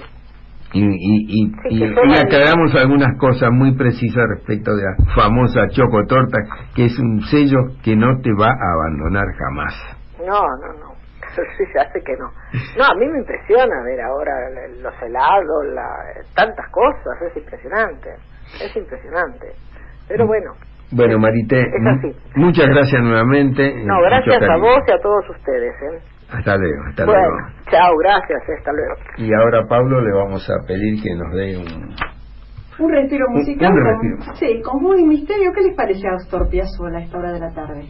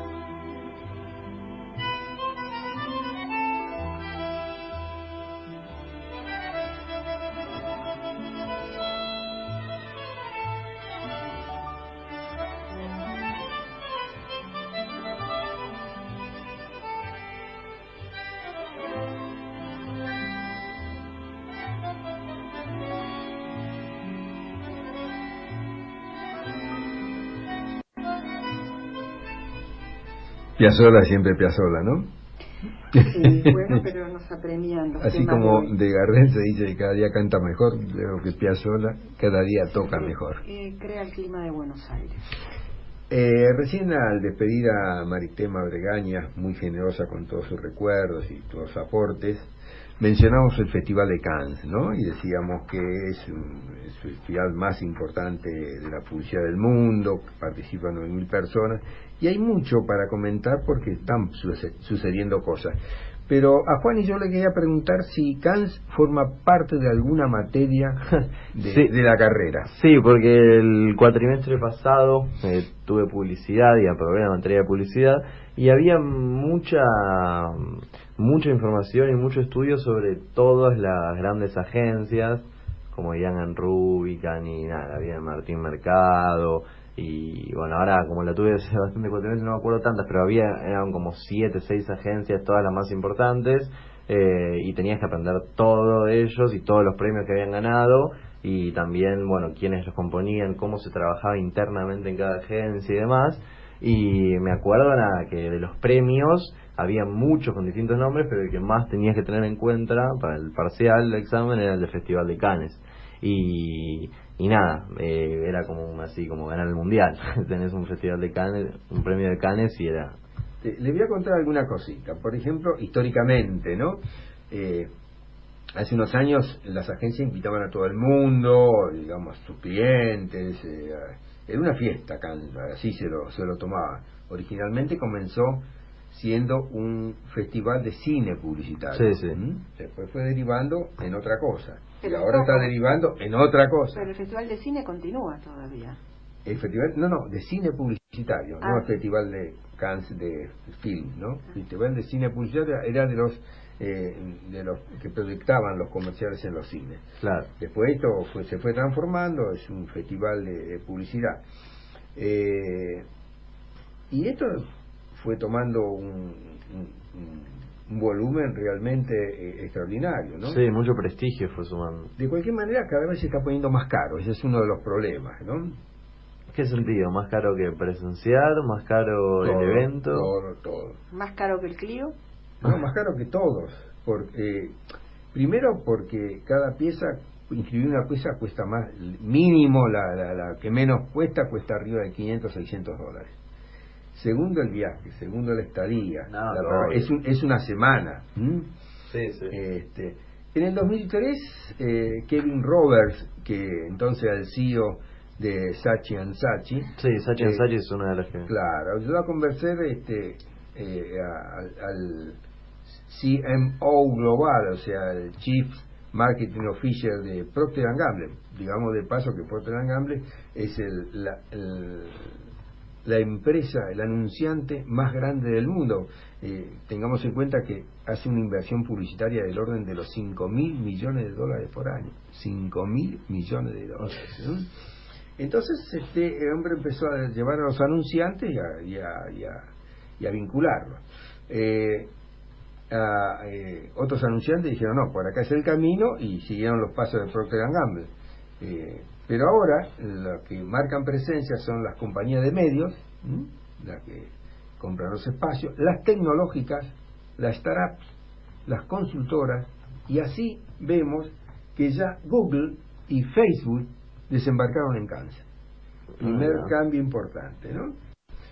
A la vez el festival ya como que se desborda, y añadió 3 subfestivales: el de salud, el de innovación y el de entretenimiento. O sea, como ya era poco, más grande lo hizo.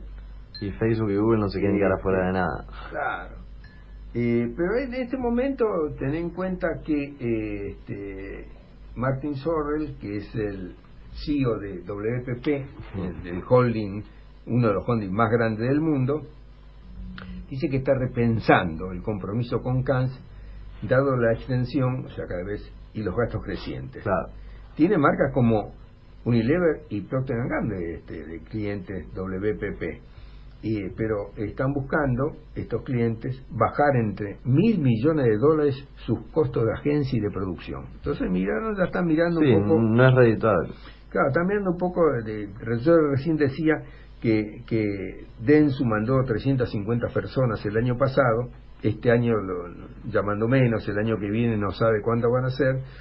¿Por qué? Porque las agencias calculan que le cuesta entre $8.000 y $10.000 mandar una persona a Cannes. No, bueno, pero esto tiene que cambiar, ¿o no? ¿Cómo van a hacer? Bueno, pues así. Ahora los dueños del festival están chochos porque cada vez ganan más dinero.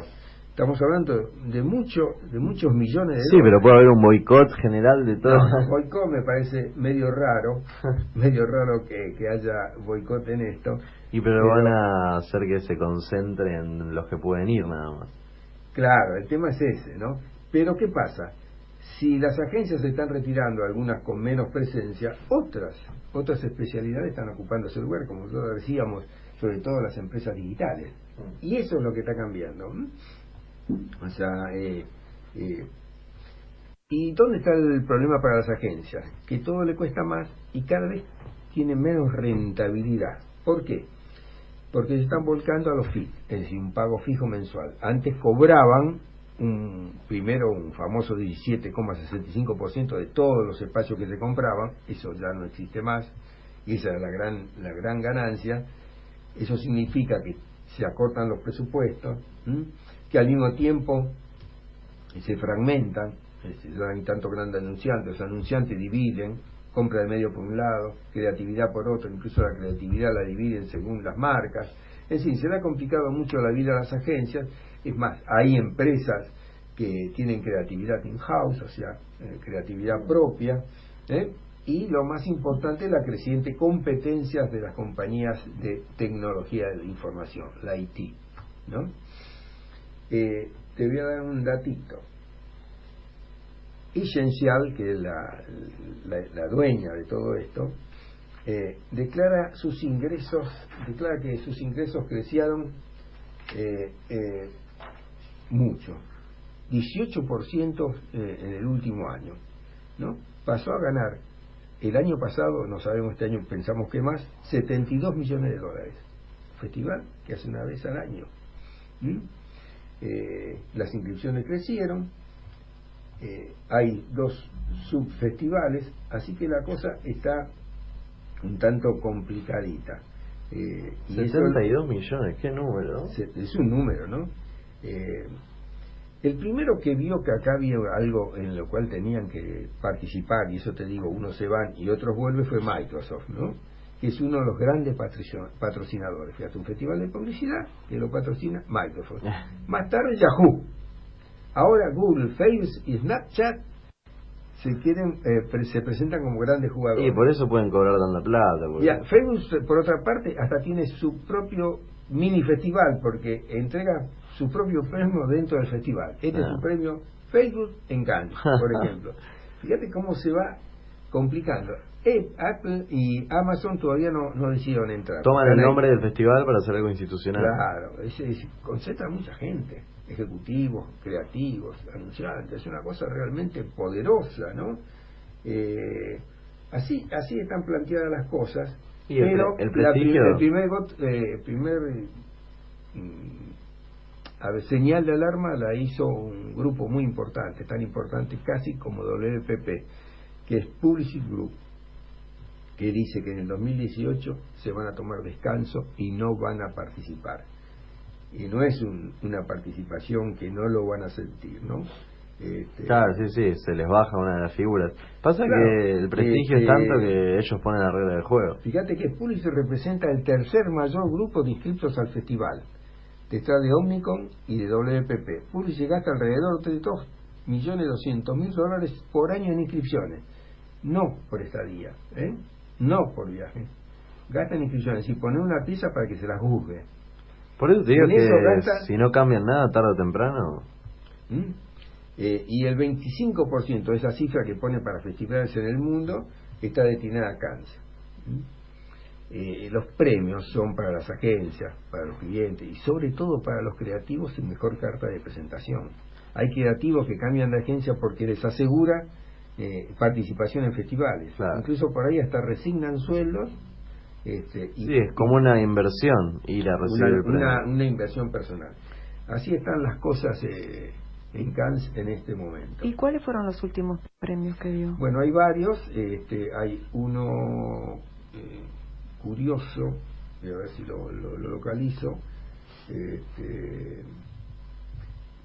Pero no, me parece que me voy a detener en otra cosa que tiene que ver con los premios. Leandro Raposo, que vos lo conocés, que trabajó en McCann y fue uno de los trabajó en Walter Thompson y fue uno de los creativos más importantes que tuvo Agulli Bachetti, acaba de ganar en Cannes una acción que se llama Journalist. Este señor Raposo ahora es el CEO de Ciudadanos McCann en España. Logró 5 leones, Argentina ninguno este año. No. No, algunos sí lo ganó, no ganó ninguna Gran Prix. Sí, ningún Gran Prix. Pero 5 Leones ganó con Journalist una aplicación, ¿no? Y es muy curioso todo esto. Y además Raposo logró otros 2 Leones, y con lo cual se armó con 7 estatuillas. Raposo aquí, antes de irse a España, hacía publicidad para Cristina Fernández de Kirchner. ¿Pero qué? ¿No es argentino? Sí, es argentino, es el autor de algunos avisos que te van a llamar la atención para Gulli Bachetti, como el que hacía de Jesús con María Magdalena. Para ¿El de Cortázar también? El de Cortázar. ¿Y entonces por qué dirige ninguno para Argentina? No, para publicidad argentina. Hay argentinos que trabajan en agencias internacionales. Y otra cosa que está advirtiendo en estos cambios de la publicidad es que los grandes creativos ya dicen que no están haciendo publicidad, sino que están haciendo acciones. Y este aviso que hablábamos con Marité, que se titula "Cuánto más allá del dinero", que es un corto de muy buena factura, que lo auspicia un producto del Banco Santander, te desconcierta, e incluso, como dice Maite, yo me quedo afuera. Pero ¿qué pasa con esto? Que hay quien dice, como Jesús Revuelta, que es el director creativo adjunto de esta firma, que los millennials somos críticos con los bancos, que es una creación de un millennial, por eso te pregunto, al invitarnos a cuestionar el valor y el uso del dinero, que es el eje de su negocio. El banco transmite confianza. ¿El aviso en qué consiste? En una persona que se encuentra con sus amigas en una sociedad donde se venden los recuerdos, se compran y se venden los recuerdos, y el mensaje final es: esto vale más que el dinero, la vivencia personal. Y así fue como llegamos al final de esta edición de Comercio Exterior Siglo XXI, y lo invitamos a que vuelvan a sintonizar Onda Latina el martes próximo a las 14. Buenas tardes.